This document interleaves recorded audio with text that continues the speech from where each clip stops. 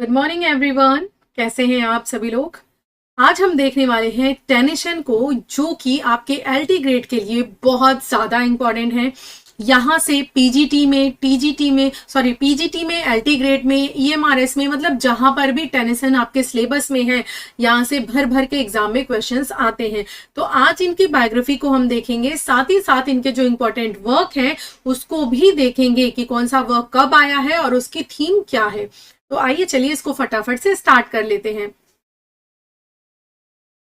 तो इनका जो अल्फ्रेड लॉर्ड टेनिसन, इनका पूरा नाम क्या है? इनका पूरा नाम है अल्फ्रेड लॉर्ड टेनिसन, जिन्हें की विक्टोरियन पोएट का बोला जाता है। क्या बोला जाता है? विक्टोरियन पोएट, यानी विक्टोरियन पोएट लॉरेट बोला जाता है। वॉइस ऑफ द एज बोला जाता है। Poet of faith, doubt and progress बोला जाता है, यानी कि इन्होंने इन सारी चीजों पे काम किया है। वॉइस ऑफ द एज, पूरी एज को डोमिनेट कर रहे हैं, पूरी एज को बहुत अच्छे से प्रेजेंट कर रहे हैं, इसीलिए इन्हें वॉइस ऑफ एज बोला जाता है। विक्टोरियन पोएट लॉरेट भी इन्हें बोला जाता है। अब आइए बात करते हैं इनकी अर्ली लाइफ के बारे में। इनका फुल नेम है अल्फ्रेड लॉर्ड टेनिसन और इनका जो जन्म है वो हुआ था 6 अगस्त 1809 को सोमर्स बाई लिंकोलशायर, इंग्लैंड में। तो कहाँ के पोएट हैं, कहाँ के राइटर हैं?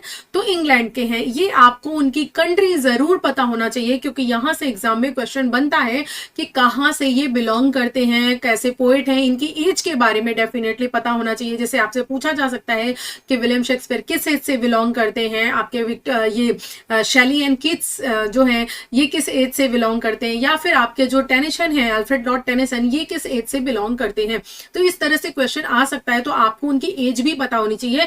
इसीलिए जब मैं आपको बायोग्राफी कराती हूं तो यहां पर मैं उनकी एज जरूर मेंशन करती हूं, तो इसको आप ध्यान से पढ़ लिया करिए, ठीक है। और मुझे फटाक से नीचे कमेंट बॉक्स में कमेंट करके बताइए, मैंने जिन जिन राइटर्स का नाम लिया है वो सब किस किस एज से बिलोंग करते हैं। मैंने आपको ये सब कुछ डिटेल में पढ़ा दिया है, तो मैं ये मानकर चलती हूँ कि आपको इनके आंसर्स पता होंगे। नेक्स्ट देखिए, इनके पेरेंट्स की बात करें अगर, तो रेवरेंड जॉर्ज क्लाइटन टेनिसन इनका नाम है। तो आप क्लाइटन टेनिसन भी याद रख सकते हैं कि इनके फादर का नाम है क्लाइटन टेनिसन, एंड इनकी जो मदर है उनका नाम है एलिजाबेथ फैचे, ठीक है। तो एलिजाबेथ इनकी मदर का नाम है और क्लाइटन टेनिसन इनके फादर का नाम है। ये इनके फैमिली में, यानी कि ये जो क्लाइटन टेनिसन है, एलिजाबेथ हैं, इनके 12 बच्चे थे, 12 बच्चे थे, ठीक है। कितने बच्चे थे? 12 बच्चे थे, 12 ऑफ 2 चिल्ड्रन। लेकिन इन 12 में से जो 2 बच्चे हुए, ये बच्चे क्या है? पोएट बने, जिसमें से अल्फ्रेड लॉर्ड टेनिसन है और इनके ब्रदर थे, वो लोग क्या बने? इन 12 बच्चों में से ये बच्चे क्या बने? पोएट बने, ठीक है। कहा जाता है कि ये इंटेलेक्चुअली गिफ्टेड थे और इन लोगों ने इस क्षेत्र में, पोइट्री के क्षेत्र में, लिटरेचर के क्षेत्र में इन्होंने अपना योगदान दिया है।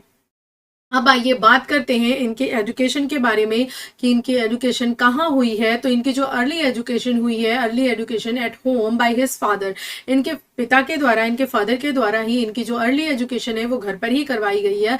उसके बाद 1827 में ये ट्रिनिटी कॉलेज चले जाते हैं, ठीक है। ट्रिनिटी कॉलेज कैम्ब्रिज चले जाते हैं 1827 में, जहां पर ये अपने लाइफ के, जिसे बोलते हैं बेस्ट फ्रेंड से मिलते हैं।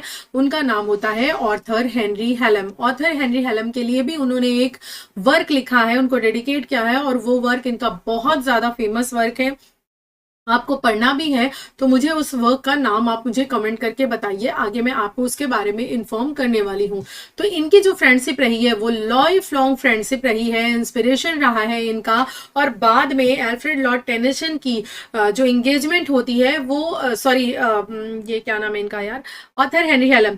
तो ऑथर हेनरी हेलम की जो एंगेजमेंट होती है वो टेनिसन के सिस्टर से होती है, वो चीज आपको आगे देखने के लिए मिलेगी। उसके बाद इन्होंने कैम्ब्रिज चांसलर्स मेडल का जो अवार्ड है वो जीता था अपनी पोइट्री के लिए, फॉर किसके लिए? टिम्बकटू के लिए। किसके लिए? टिम्बकटू 1829 में। ये आपको पता होना चाहिए, क्योंकि जनरली हमारे पास ये इंफॉर्मेशन होती है कि कैम्ब्रिज चांसलर मेडल जो है उन्होंने जीता था, ये हमें पता होता है 1829 में। बट किस वर्क के लिए? ये आपको अच्छे से पता होना चाहिए किसके लिए, टिम्बकटू के लिए उन्होंने जीता था कैम्ब्रिज चांसलर्स अवार्ड। अगर आप किसी भी राइटर को पढ़ रहे हैं, अगर उस राइटर ने कोई भी अवार्ड जीते हैं या पोएट लॉरेट बना है, और अगर पोएट लॉरेट बने हैं वो तो किसके बाद बने हैं और उनके पहले कौन था, इतनी इंफॉर्मेशन आपके पास होनी चाहिए। क्योंकि कई बार डायरेक्टली एग्जाम में आपसे इस तरह से क्वेश्चन पूछने के बजाय कि अल्फ्रेड लॉर्ड टेनिसन जो है वो कब पोएट लॉरेट बने हैं, ये पूछने के बजाय आपसे पूछा जा सकता है कि अल्फ्रेड लॉर्ड टेनिसन से पहले, जस्ट पहले कौन था पोएट लॉरेट। तो ये चीज आपको पता होनी चाहिए, और इसको जब आप एक सीक्वेंस में स्टडी करोगे तो ही चीजें आपको बहुत अच्छे से क्रिस्टल क्लियर होंगी। तो इतना आपको आई थिंक समझ में आ गया होगा कि टिम्बकटू के लिए इन्होंने कैम्ब्रिज चांसलर्स मेडल का अवार्ड जीता था। आइए चलते हैं नेक्स्ट, देखते हैं इनकी और पर्सनल लाइफ के बारे में डिटेल से चर्चा करते हैं कि इनकी पर्सनल लाइफ में और क्या चीजें हैं। ये डीपली अफेक्टेड थे किससे, इनकी डेथ से। ठीक है, 1833 में ऑथर हेनरी हेलम जो इनके फ्रेंड थे, उनकी बहुत ही कम उम्र में उनकी डेथ हो गई थी, और इनकी डेथ का जो लॉस है वो ये बियर नहीं कर पा रहे थे, बहुत ज्यादा परेशान थे, बहुत ज्यादा डीपली अफेक्टेड थे। और इन्होंने उसी लॉस को शेप करने के लिए इन्होंने क्या लिखा, एक पोएट्री लिखा, specially in memoriam of author Henry Hallam. अब आपको ऑथर हेनरी हेलम का एक और नेम है, वो आपको मुझे बताना है। अगर आपको पता है तो, नहीं तो आप वीडियो को लास्ट तक देखिए, डेफिनेटली आपको इसका आंसर मिल जाएगा। तो देखिए, इनकी जो शादी होती है वो किससे होती है, एमिली सेलवुड से होती है 1850 में, आफ्टर अ लॉन्ग एंगेजमेंट। पहले इनकी एंगेजमेंट होती है एमिली सेलवुड से, फिर बीच में इनकी एंगेजमेंट ब्रेक हो जाती है, फिर ये लोग फर्दर एक साथ हो जाते हैं, और फाइनली ये क्या करते हैं, शादी कर लेते हैं। तो एमिली सेलवुड जो है वो इनकी वाइफ रहती हैं। और एमिली या इमिली नाम आपको मिलेगा, वो इनके सिस्टर का था भी नाम था, जिससे ऑथर हेनरी हेलम की एंगेजमेंट हुई थी। तो वो चीज भी आपको ध्यान रखना है। और पोएट लॉरेट ये बने थे कब, 1850 में।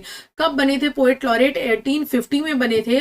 और सक्सीड किया था किसको, तो विलियम वर्ड्सवर्थ को। अभी थोड़ी देर पहले मैंने जो क्वेश्चन आपसे पूछा था, दिस इज द आंसर, उसी का आंसर ये है कि टेनिसन के पहले, अल्फ्रेड लॉर्ड टेनिसन के पहले कौन पोएट लॉरेट था। तो this is your answer, William Wordsworth. William Wordsworth poet laureate थे।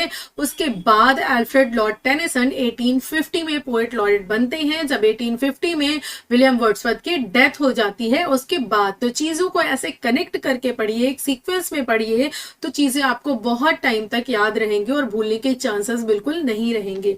आगे देखिए, ennobled as Baron Tennyson of Aldworth and Freshwater in 1884। अगर इनकी डेथ की बात करें तो इनकी डेथ आपको 6 अक्टूबर 1892 को देखने के लिए मिलती है एडवर्थ ससेक्स में। कहां पर, ससेक्स बेसिकली आपको याद रखना है।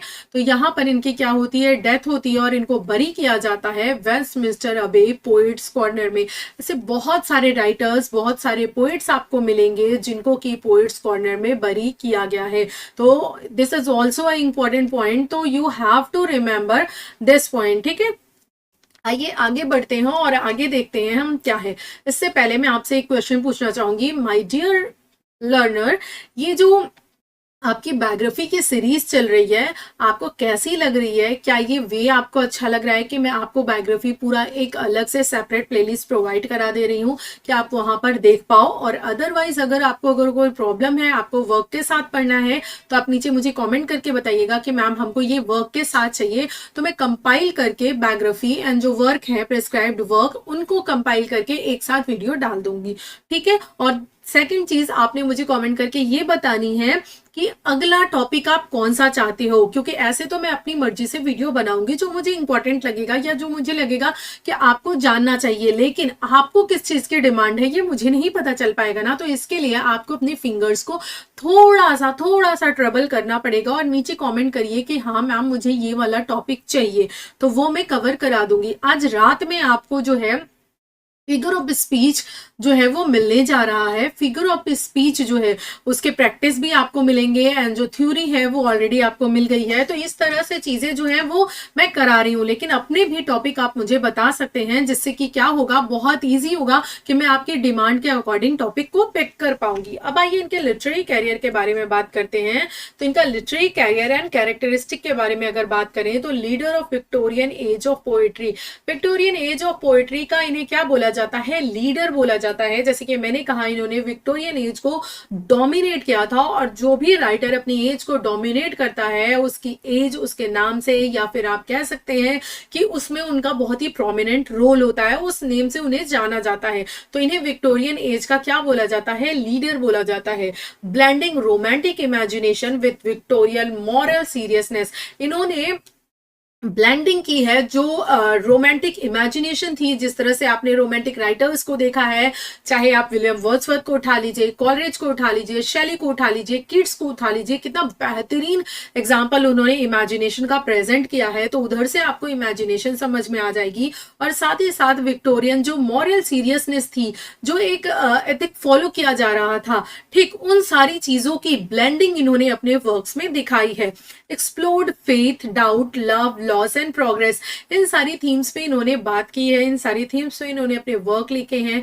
इधर वो फेथ है, डाउट है, लव है, लॉस है या प्रोग्रेस है, इन सारी चीजों पे इन्होंने काम किया है। Known for melodious diction, mythological references and dramatic monologues, ये अपने dramatic monologue, mythological references and melodious diction के लिए जाने जाते हैं। अगर ड्रामेटिक मोनोलॉग के लिए सबसे ज्यादा नाम किसी का जाना जाता है तो वो नाम है किसका? रॉबर्ट ब्राउनिंग का, जो कि आपको नेक्स्ट पढ़ना है। ठीक, नेक्स्ट आपने रॉबर्ट ब्राउनिंग को ही करना है।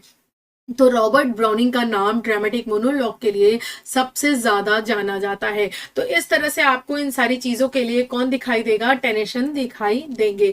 अब आइए हम इनकी कुछ फेमस कोट्स के बारे में बात कर लेते हैं। हम भले ही उनके बायोग्राफी देख रहे हैं, लेकिन कुछ कोट्स उनकी ऐसी हैं, या किसी भी राइटर्स की कुछ कोट्स ऐसी होती हैं जो बहुत ज्यादा इंपॉर्टेंट होती हैं, उनको हम स्किप नहीं कर सकते हैं। तो आपका फर्स्ट कोट है, this better to have loved and lost than never to have loved at all. ये किसके लिए है? इन मेमोरियम में इन्होंने लिखा है। ये जो पोएम है पूरी, ये ऑथर हेनरी हेलम के लॉस के ऊपर लिखी गई पोएम है। ठीक है, तो ये क्या है आपका?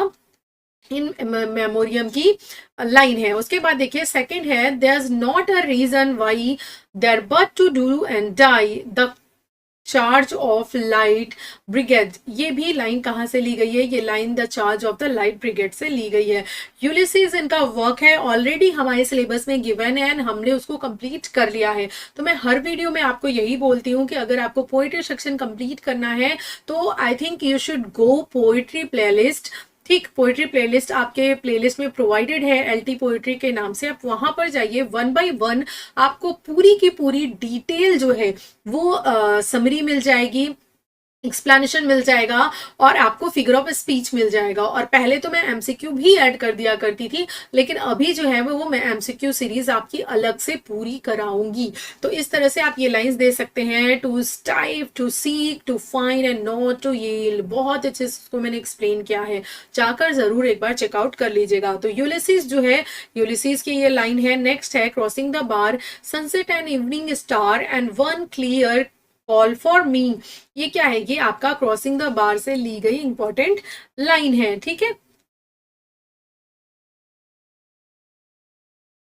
अब अगर इनके लेगेसी के बारे में बात करें तो ऑब्वियसली ये representative poet of Victorian era है। विक्टोरियन एरा के जाने माने रिप्रेजेंटेटिव पोएट हैं ये। Unfilled emotion, intellect and moral purpose in poetries इनके वर्क्स में दिखाई देते हैं। His works remain a bridge between romanticism and moral realism, जो कि अभी मैंने बताया था कि यहाँ पर आपको रोमांटिक इमेजिनेशन प्लस जो मॉडर्न रियलिज्म है उनकी ब्लेंडिंग इनके वर्क्स में आपको देखने के लिए मिलती है।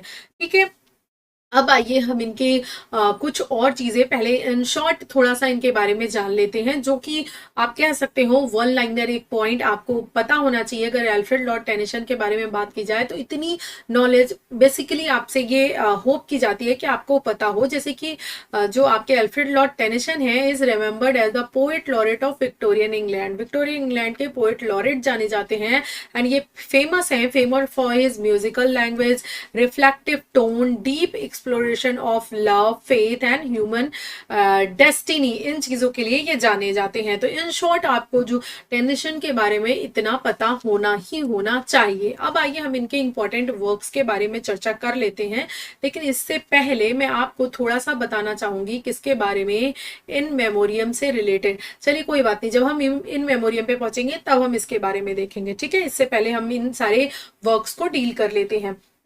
तो 1827 जो आपका वर्क है, ठीक, 1827 जो वर्क है, इस 1827 में आपको क्या दिखाई देता है, पोएम्स बाय टू ब्रदर्स दिखाई देता है।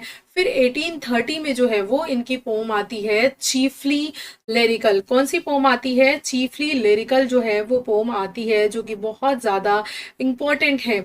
और उसके बाद अगर बात करें 1832 और 1833 में ये पब्लिश हुई थी, कौन सी पोएम्स, कौन सी, the lady of Shalott. The lady of Shalott इनका एक ऐसा वर्क है जिस वर्क को बहुत ज्यादा क्रिटिसाइज किया गया था, बहुत ज्यादा क्रिटिसिज्म इनको इस वर्क के कारण झेलना पड़ा था। और ये वर्क एक्चुअली इतना ज्यादा ये इसके क्रिटिसिज्म से प्रभावित हुए थे कि इन्होंने लगभग 10 साल तक कोई भी वर्क अपना पब्लिश ही नहीं करवाया, लिखा ही नहीं। और 10 साल के बाद इन्होंने 1842 में पोएम्स लिखवाई 2 वॉल्यूम्स, ठीक, यानी पोएम्स इनकी 2 वॉल्यूम्स आई हैं 1842 में। और ये रीजन था कि 10 साल का जो गैप है वो सिर्फ इसकी वजह से, आपसे पूछा जा सकता है कि इनका जो ब्रेक है वो किस पोम की वजह से है, तो द लेडी ऑफ शैलॉट की वजह से। द लेडी ऑफ शैलॉट को बहुत ज्यादा क्रिटिसाइज किया गया था, जिसकी वजह से इन्होंने 10 साल तक इनका कोई वर्क नहीं आता है।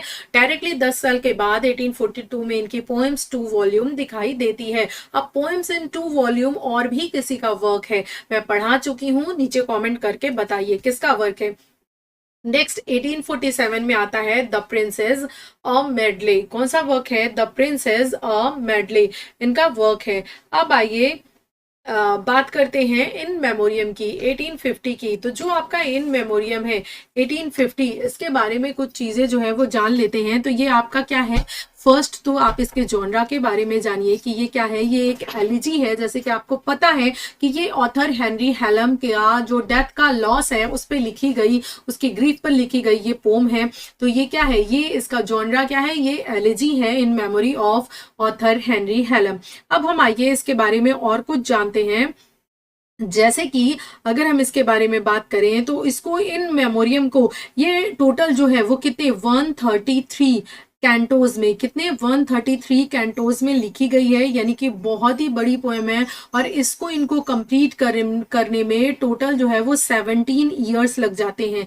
कितने ईयर्स लग जाते हैं, 17 ईयर्स लग जाते हैं। और ये जो ऑथर हेनरी हेलम है, इनकी डेथ की अगर बात करें तो इनकी जो डेथ है वो कहाँ पर होती है, वियना में होती है, 1833 में होती है। उसके बाद ये वर्क की स्टार्टिंग करते हैं, लिखना स्टार्ट करते हैं, और 17 साल इन्हें 17 ईयर्स लग जाते हैं। उसके बाद ये इस वर्क को कंप्लीट कर पाते हैं, ठीक, ये चीज आपको जो है पता चलता है। और ऑथर हेनरी हेलम की जो डेथ होती है हेमोरेज के कारण होती है, हेमोरेज डिजीज के कारण होती है। और जो है मात्र सिर्फ 22 साल तक, 22 ईयर्स तक वो जिंदा रहते हैं। और 22 साल के बाद उनकी, यानी 22 साल में उनकी क्या हो जाती है, डेथ हो जाती है। इस पोम को in memoriam of author Henry Hallam को one of the greatest poems of 19th century भी बोला जाता है। तो ये क्वेश्चन भी आपसे एग्जाम में आता है, आप इसको भी जो है याद रख सकते हैं। तो इतना जो है वो आपको जानना था किसके बारे में, इस पोम के बारे में।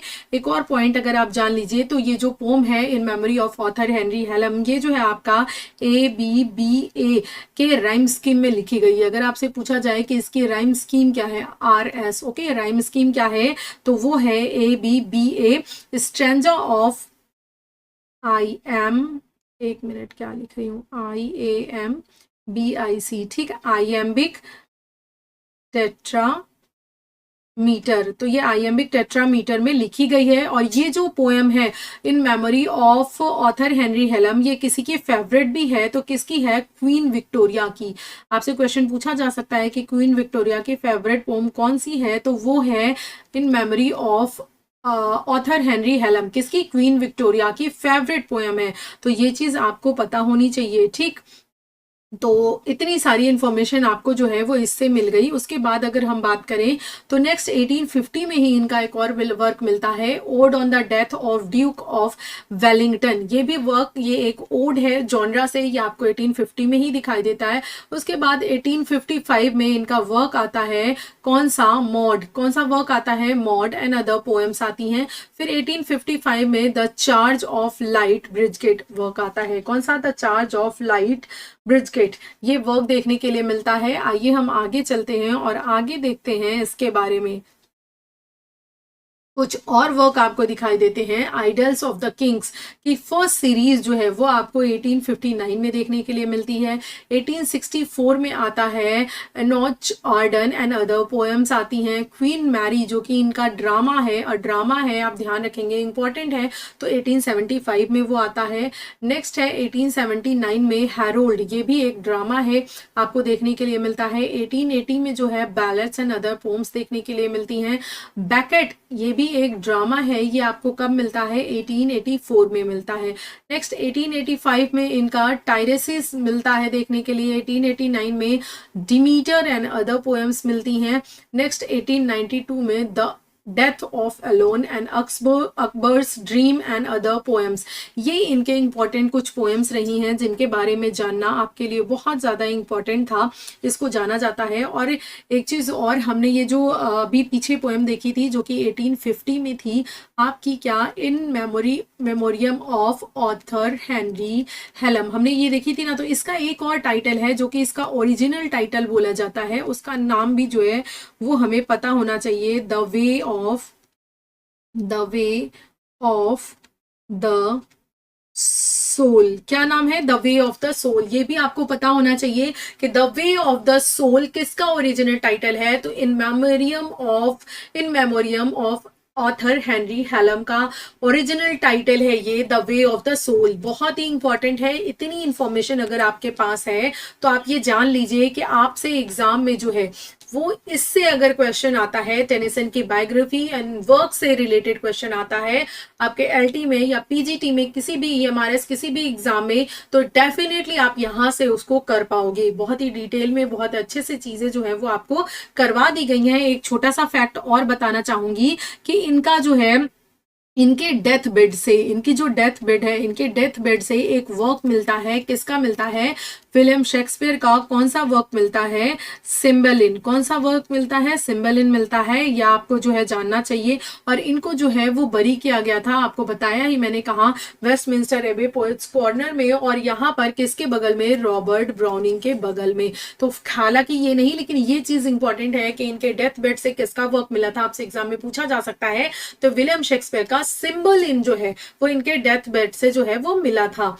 तो इतनी चीजें आपको पता होनी चाहिए। इन शॉर्ट आपको इनका फुल नेम पता होना चाहिए, मदर फादर का नेम पता होना चाहिए आपको।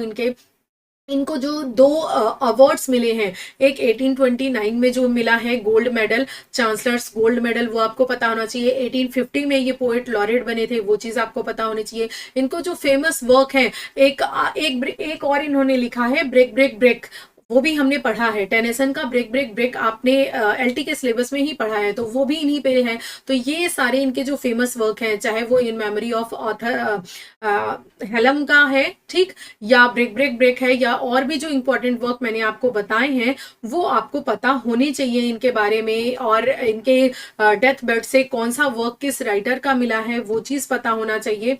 तो इतनी चीजें अगर आपको पता है तो समझ लीजिए कि आपने जो है इसको टॉपिक को अच्छे से कंप्लीट किया है। अब लास्ट में आपसे ये कहूंगी कि आपका एक होमवर्क मैं आपको दे रही हूं, कि आपका होमवर्क ये है कि आपको नीचे मुझे कमेंट बॉक्स में, ठीक है, कमेंट बॉक्स में कमेंट करके बताना है कि नेक्स्ट टॉपिक आप मुझसे क्या चाहते हैं, नेक्स्ट टॉपिक मैं कौन सा कवर करूं, आप मुझे नीचे कमेंट करके बता सकते हो, जिससे कि मैं आपके मर्जी का टॉपिक जो कि आपने नहीं पढ़ रखा है अभी, उसको एकदम ही जिसे बोलते हैं कि इजी वे में सिंप्लीफाई करके आपको बता सकती हूँ। तो इस तरह से आप इतना काम कर दीजिएगा। और वीडियो आपको अच्छा लगा है तो वीडियो को लाइक कर दीजिएगा, चैनल को शेयर कर दीजिएगा और इसे सब्सक्राइब भी कर लीजिएगा। सब्सक्राइबर्स तो मैंने सोचा था दिवाली तक हो जाएंगे 100, लेकिन हुए नहीं, आप लोगों की कृपा दृष्टि नहीं बन पा रही है। तो थोड़ी कृपा दृष्टि अपनी बनाइए और वीडियो को लाइक शेयर एंड सब्सक्राइब कर दीजिएगा। एंड अपना नेक्स्ट टॉपिक भी नीचे कमेंट बॉक्स में कमेंट कर दीजिएगा। नेक्स्ट हम पढ़ेंगे रॉबर्ट ब्राउनिंग, और शाम को जो हमारा चल रहा है क्या आपका फिगर ऑफ स्पीच, बहुत इंपॉर्टेंट टॉपिक है, उसको देखना बिल्कुल भी मत भूलिएगा, क्योंकि आपके एग्जाम में वहां से डेफिनेटली 3 से 4 क्वेश्चन बनते ही बनते हैं। बहुत इंपॉर्टेंट टॉपिक है, चाहे कोई भी एग्जाम आप दे रहे हैं, चाहे 12th का 10th का दे रहे हो, या फिर टीजीटी पीजीटी EMRS, मतलब लिटरेचर जहां पर भी है, या ग्रामर भी पूछा पूछा जा रहा है, जहां पर जिस एग्जाम में इंग्लिश एज अ सब्जेक्ट है तो फिगर ऑफ स्पीच डेफिनेटली वहां पर पूछा जाना ही जाना है। तो बहुत ही इंपॉर्टेंट है, इसको कर जरूर लीजिएगा। थियरी पढ़ने के बाद लगभग 300 से ज्यादा क्वेश्चन हम कवर करेंगे फिगर ऑफ स्पीच के, जो कि प्रीवियस ईयर होंगे और कुछ आने वाले एमसीक्यू क्वेश्चंस होंगे। तो thank you so much, bye bye and take care, अपना ख्याल रखिए और मेहनत से पढ़ाई करिए।